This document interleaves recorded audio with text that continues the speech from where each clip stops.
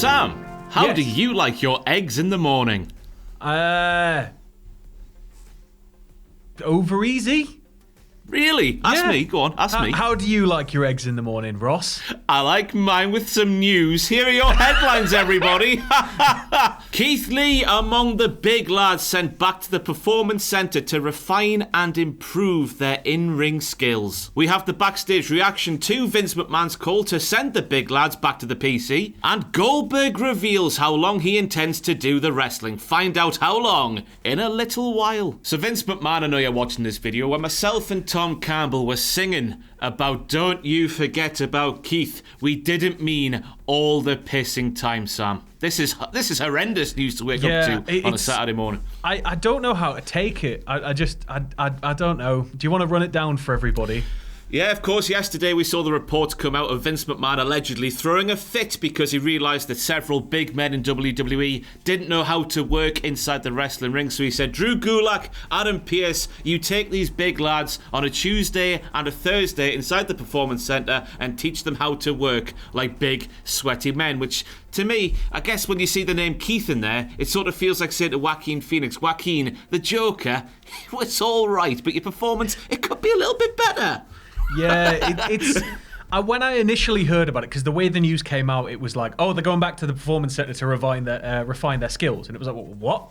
And I initially, I tried to think the best of it. I'm really trying these days to be a more positive person.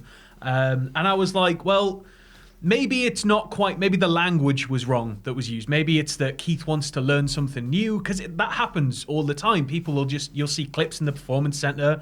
There'll be people in there, learning how to do something all new.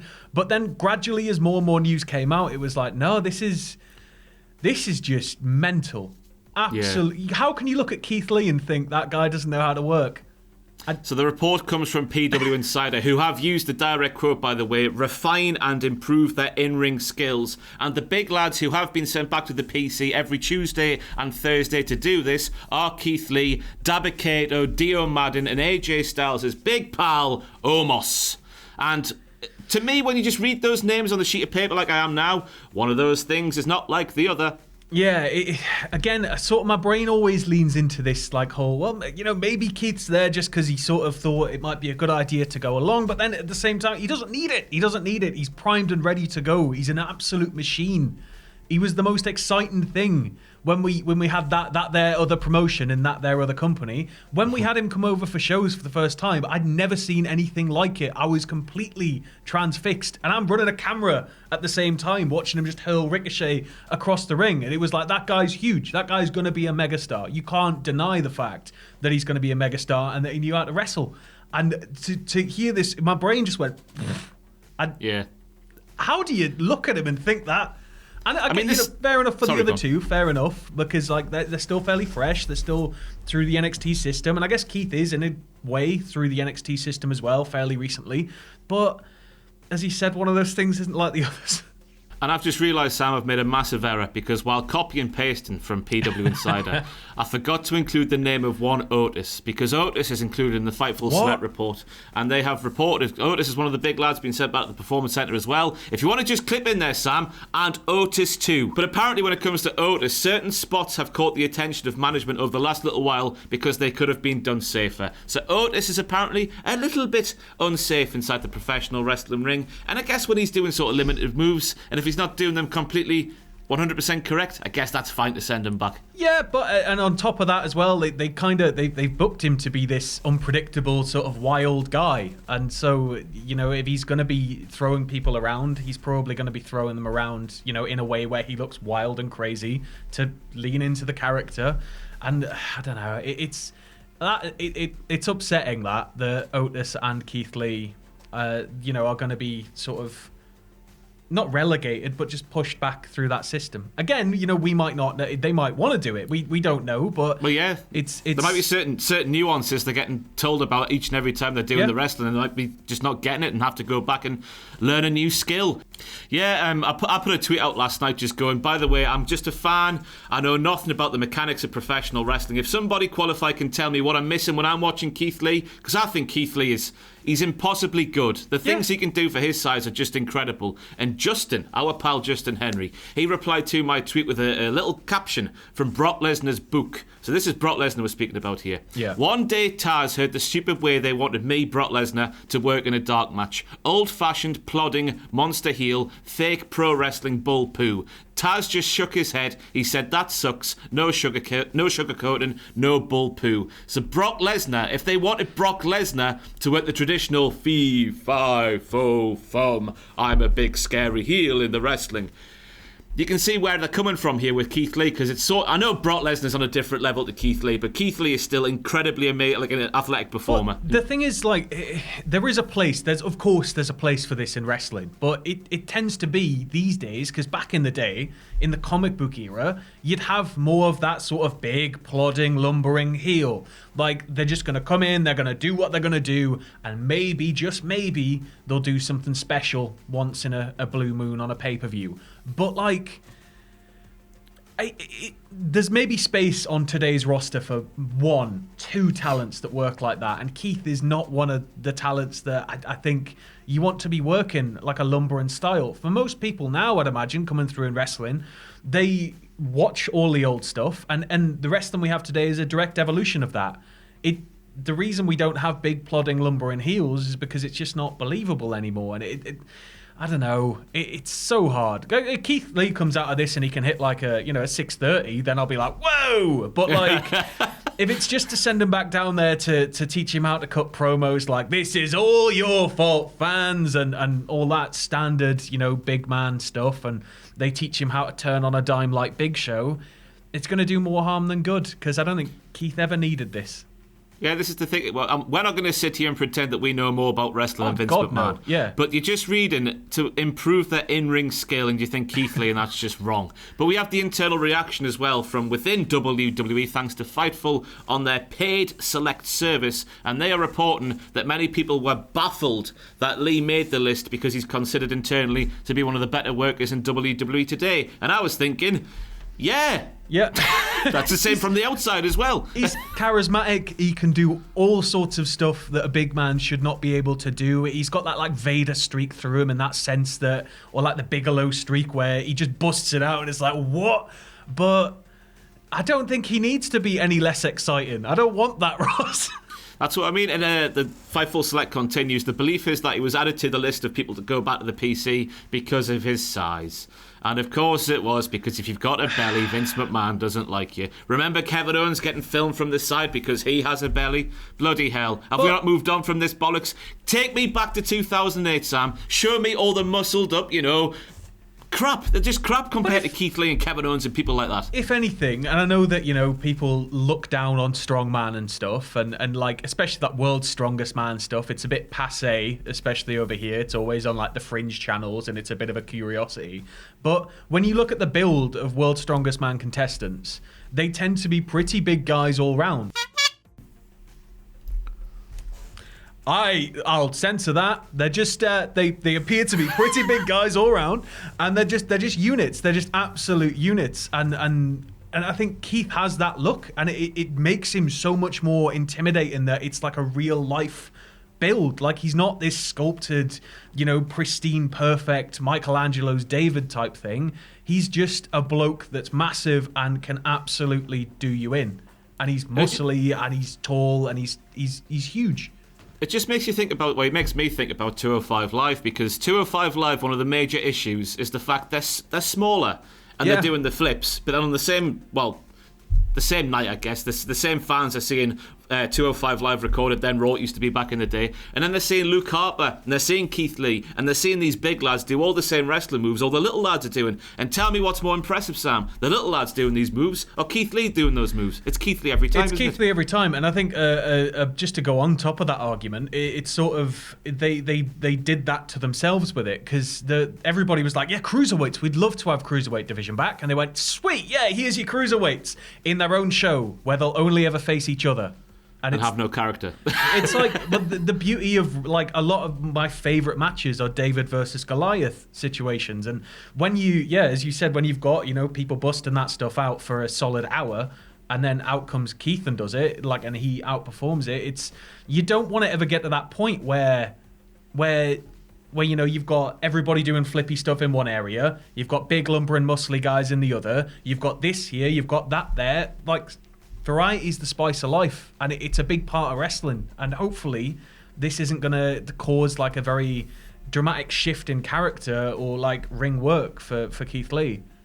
And we have more from the Fightful Select report in terms of these big lads going back to the Performance Center. Apparently people within the company knew about this for a little while, but they decided to remain quiet until the news was leaked, which it has been now. And now they're speaking to Fightful Select. And apparently there could be more names added to the list in the future. And I'm just wondering how Nia Jax is doing, Sam. We have more internal reaction from WWE, this time from producer, of course. He got rehired not too long ago, I think. Shane Helms, Hurricane Shane Helms, who tweeted out last night, players that make it to the NBA, NFL, NHL, etc. They don't stop practicing and drilling just because they made it to the top. Being signed to a major promotion doesn't mean that you stop trying to perfect your craft. That's when you work even harder to perfect your craft. And that's what I'm saying. That's what we're saying here. Yeah. We're reading improve in-ring skills and thinking Keith Lee, how much better can he get at that? But there must be certain nuances that they're picking up on Backstage that we're not seeing as muggles. Yes. Is that the very phrase to use?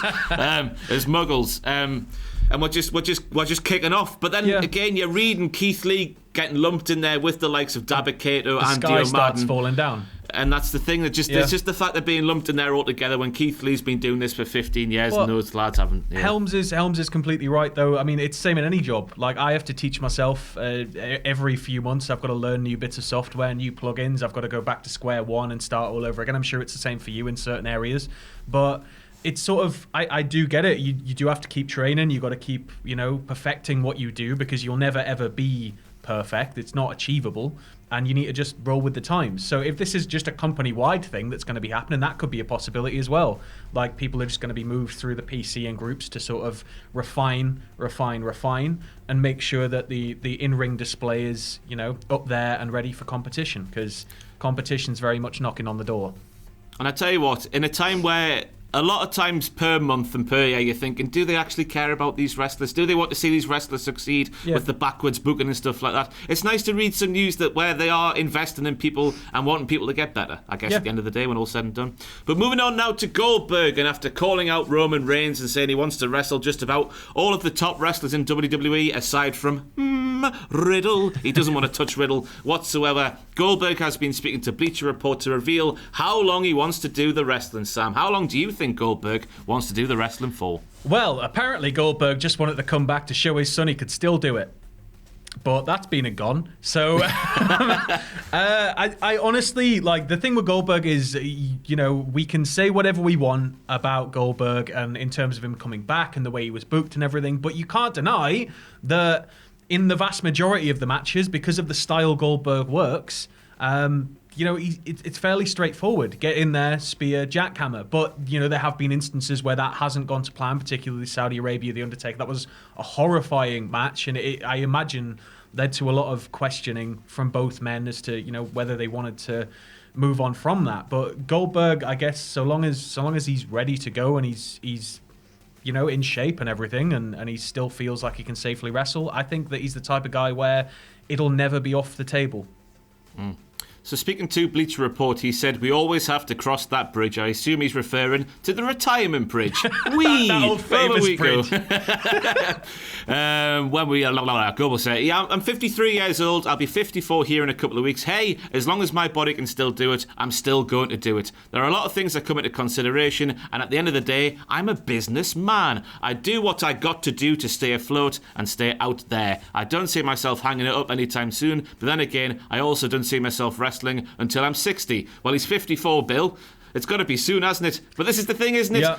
I've sat here on this channel many a time, Simon, said that Goldberg is a massive reason I'm sat here today. Yeah, when same. I was young and I saw that VHS of Goldberg flattening people here, then everywhere, I was captivated, I was hooked. But then again, I'm here, it's 2020, it's February, I'm watching 53-year-old Goldberg topple the most captivating character we've had come along in WWE for some time in The Fiend, and I'm thinking, damn you, Bill, and your superhero madness. I wasn't sat there at the age of 8, 9 expecting that by the the time I was almost 30, I'd still be watching Goldberg go. So like, it's quite a long career he's got going. But I think you've got to look at it from the fact that, he's from the world of real sports, if you want to call it that. Like, he was an American footballer. Like, they're going to hate me for saying American footballer, but screw it. He played football, and with that mentality comes a lot of, you prove yourself, and you see it in the NFL. A lot of players are quite hesitant to hang up the boots and walk off into the sunset. And I think that's something that in most sports people, they never want to be able to reach that point where they're like, I can't do this anymore. So, and it's worth noting, by the way, I think Goldberg's current contract with the company has 2 more years left to go, and that's for 2 matches per year. So at least 4 more matches to come from Goldberg. 4 more reigns. Believe. And now moving on to the panel for the 2020 Learfield IMG College Intercollegiate Athletics Forum. What a catchy title. We heard Triple H speaking some words. I just thought I'd slipped into some parallel dimension there. I was like, this is real sports. What's going on? Triple H was there for some reason. And he was speaking. Well, he's obviously looking for amateur wrestlers in college. The next Brock Lesnar, this, that, and the other. He's speaking what WWE looks for. The main thing WWE. I can't even say WWE. The main thing WWE looks for when they're recruiting these young whippersnappers and uppercomers. He says, for us, charisma is the king. I'm going to stop doing that now. I'm looking for that person, male or female, that walks into a room and you're drawn to them. That just has the charisma factor. Yeah, so I think this was something Jerry Briscoe used to be involved in, was going around a lot of the amateur tournaments and athletic tournaments, because he was like an amateur wrestler, I believe, and he had a very good eye for it. I'm sure Briscoe's the guy that walked into OVW, took one look at Brock and went, we'll have him. But, it's something I think the company have done for a long time. And I imagine it's how they have relationships already with people I'd imagine with people sort of Gable's type. And there'll probably be people they've sort of flirted with and they've sort of reached out to see, if at some point, maybe not now, because they probably want to go and prove themselves athletically, but at some point, they're probably going to want to rest off that and pro wrestling, if you can seamlessly transition into it. I mean, look at Kurt Angle. Yeah. And then he starts sounding like a boomer football fan sounds. He starts speaking about passion and how passion means more than anything. You're looking for people that have the skill set, but it's funny for me, I'll take heart and hunger. They'll work a lot harder and they make... it's just a load of bollocks, Sam. He's looking for passion. It's just a load of waffle, isn't it, from Triple H? He's looking for passion. Are you charismatic? Do you have passion? Triple H, he wants you. But just before we go today, Sam, we have breaking news from Brandon Thurston of WrestleNomics and John Pollock of Post Wrestling, who have learned that WWE NXT India is coming very, very soon. We have Brandon tweeting out last night. John Pollock and I have learned that WWE will be launching an NXT India program. It's expected to begin taping in January and to be broadcast digitally via the WWE network and on linear television in India. Now, this is huge. This is massive. India is one of the biggest wrestling markets that's untapped right now. It's huge over there, and there's those Great Khali indie shows where it's just an indie show put on by the Great Khali, and there's 60,000 there or something like that. It's packed crazy. Out like a cricket stadium, and it's insane. Like that's there waiting to be tapped into. And I think that, it's something they've probably been planning for a very long time. I'd imagine they're probably going to lend some talent to sort of move backwards and forwards through NXT India, maybe. Like, we might get some NXT UK guys, maybe some NXT US guys, and probably become more of almost like a territory type thing, I guess. But yeah, because, those names are going to bring in people to meet all the fresh faces and all of that stuff. I wonder if they're going to kick off with a tournament, though. That's what Wrestling Inc. have reported, Sam. Did you read this? How did you read the script before?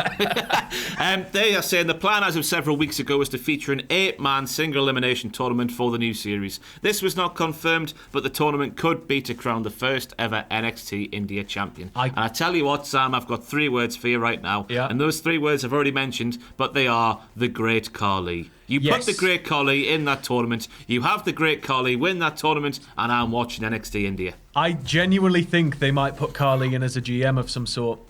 Please.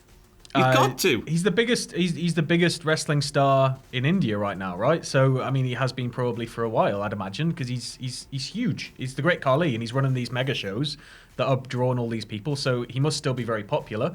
So it'd make sense to tie him into it somehow. But I think the thing I'm most looking forward to here is just, you know how ornate Indian culture's like decoration is? That title is going to be stunning. I can't wait to see it. I genuinely can't wait to see what it's going to look like. Yeah, mind boggles, doesn't it? When you think of the intricacy of the NXT UK title, what they could produce. And then just the general intricacy of like Indian art and everything. It's going to be, hopefully something properly beautiful. Yeah. Bloody hell. Can't wait to see the Great Khali hoist it above his head like he did with Jinder's title, of course. back in that Punjabi prison match. Just takes it off whoever the champion is. This is mine. I'm the Great Khali. And I'm the champion. But that is it for your Saturday morning wrestling news headlines. Any closing thoughts, Sam, before we bugger off and do SmackDown Graded and SmackDown WTF, respectively? No, I'm just keen to see where this is all going to go. Because obviously there's stories of them going toward Japan, and if they get that, then where's next? Is it going to be China? Is it going to be Saudi Arabia? Is it going to be where? Like, I think NXT Mexico would be insane, but that's a massive market to tap into. But yeah, Graded, all that stuff coming up in a bit. So watch those videos. We'll see you next time on the Wrestling News. Bye, everyone. Catch you later.